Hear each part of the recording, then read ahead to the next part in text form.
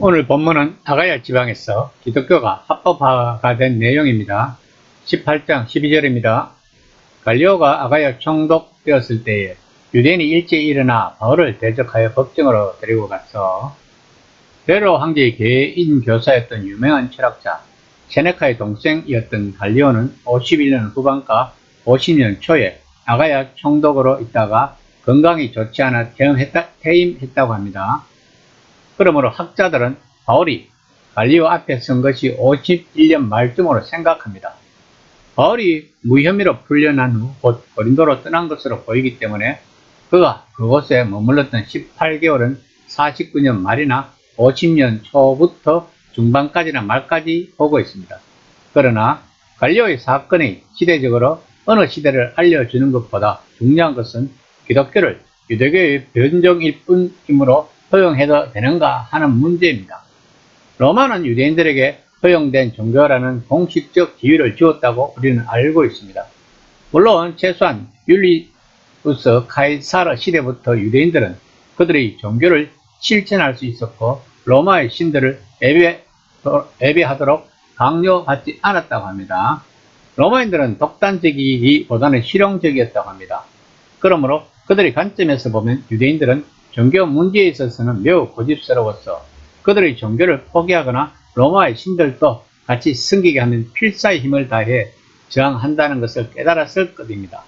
그러므로 유대인들에게는 황제를 위해 기도하기는 해도 황제에게 기도하지는 않기로 했습니다. 이런 시대적 배경을 알고 오늘 본문을 해석하면 도움이 될 것입니다. 18장 13절입니다. 말하되 이 사람이 율법을 어기면서 하나님을 경외하라고 사람들을 권한다 하거늘. 그리스도인들은 자신들이 이스라엘 하나님이 약속하셨던 것의 성취라고 주장했습니다.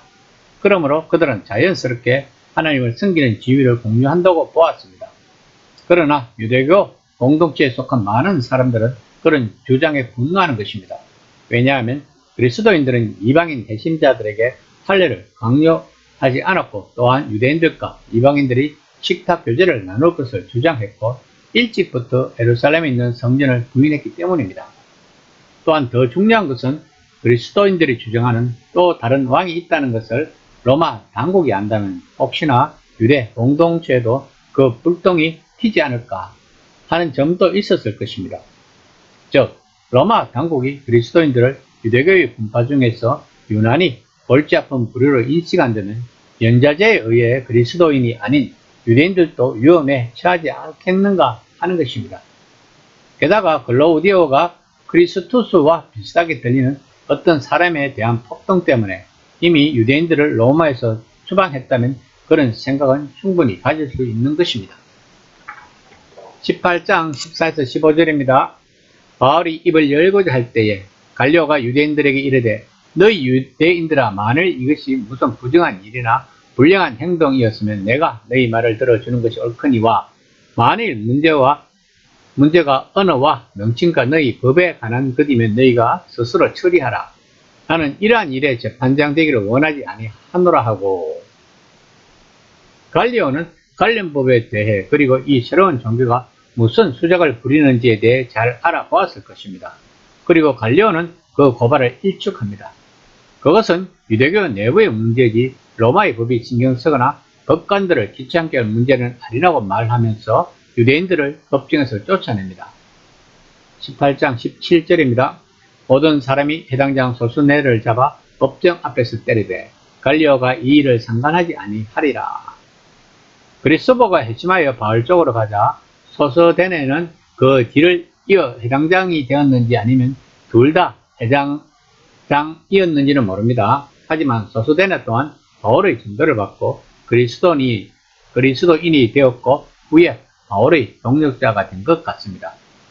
소서대네를 때린 것은 갈리오가 소송을 취한 것에 대한 분풀이로 했는지 아니면 그가 소송을 제대로 하지 못했기 때문인지는 알 수 없지만 바울에게 깊은 호감을 가지고 있다는 것을 알아차리고 마구 때렸을 수도 있을 것입니다. 그러나 갈리오는 상관하지 않았습니다. 그것은 치안을 담당한 관리들이 해야 할 일이었던 것입니다. 이 때문에 무심한 갈리오라는 말이 나왔다고 합니다. 바울은 소송을 건 사람이 아니라 피고인이었지만 그에게나 그의 친구들에게는 큰 승리였습니다. 이 사건에서 바울은 정당성을 인정받았을 뿐만 아니라 이 소송은 그리스도인들이 아가야에서 적어도 기독교가 유대인들에게 허용된 것과 동일한 지위를 누린다고 볼 수 있게 되었습니다. 갈리오의 판결은 적어도 그리스도 남부에서만큼은 교회의 순통을 키워주었습니다. 그러면 갈리오에게 성령의 역사함이 나타났다는 것일까요?